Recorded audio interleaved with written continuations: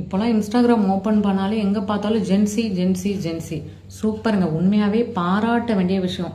உண்மையாகவே சந்தோஷமாக இருக்குது. ஏன்னா இளைஞர்கள் இன்றைக்கி நிலமையில வந்து அரசியலுக்குள்ளே பூந்து நல்ல பகுத்தறிவோட இது எப்படி இருக்குது அது எப்படி இருக்குன்னு சொல்லிட்டு ஆராய்ச்சி பண்ணி ஒரு அரசியல் புரிதலோட பேசுகிறத கேட்க உண்மையாக ரொம்ப சந்தோஷமாக இருக்குது. ஏன்னா கேம்ஸு சினிமா அந்த மாதிரி போயிட்டு இருந்த பசங்களாம் வந்து இப்போ வந்து நாட்டில் என்ன நடக்குது நல்லது கெட்டதுன்னு பகுத்தறிவோடு எடுத்து பேசுகிறத கேட்கவும் சந்தோஷமாக இருக்குது. ஆனால் என்ன ஒரே ஒரு விஷயம் அப்படின்னு கேட்டிங்கன்னா, இத்தனை வருஷம் இவங்க யாருமே பேசலை.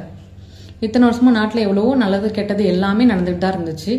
வந்து பாலியல் கொடுமை நடந்துச்சு, கொலை திருட்டு எல்லாமே நடந்துச்சு. அப்போல்லாம் நாடு ஏன் இவ்வளோ மோசமாக போயிட்டுருக்குன்னு யோசிக்கலை, பேசலை. ஆனால் ஏன் இப்போ திடீர்னு இளைஞர்கள்லாம் வந்து கோதாவில் குதிச்சு வந்து திடீர்னு இப்படி பேசுகிறாங்கிறது புரியல. நீங்கள் கேட்கலாம், நீங்களும் இப்போ தானே பேசுகிறீங்கன்னு சொல்லிட்டு. நாங்கள் புதுசு தான், நாங்கள் டிவிக்கு வந்ததுக்கப்புறம் தான் வந்து அரசியல்லாம் என்னென்னு பார்க்கவே ஆரம்பித்தோம். இப்போ தான் தெரிஞ்சுக்கவே ஆரம்பிக்கிறோம். உண்மையாகவே எங்களுக்குலாம் அரசியல் பற்றி ஒன்றும் தெரியாது.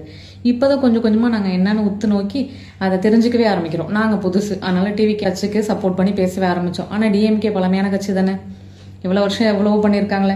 அந்த கட்சிக்கு சப்போர்ட் பண்ணுற நீங்கள் அப்போவே அவங்க ஆட்சியில் இருக்கும்போதே அவங்களை எதிர்த்து கேள்வி கேட்கறதோ இல்லை அவங்களுக்கு சப்போர்ட் பண்ணி பேசுகிறதோ பண்ணியிருக்கலாமே.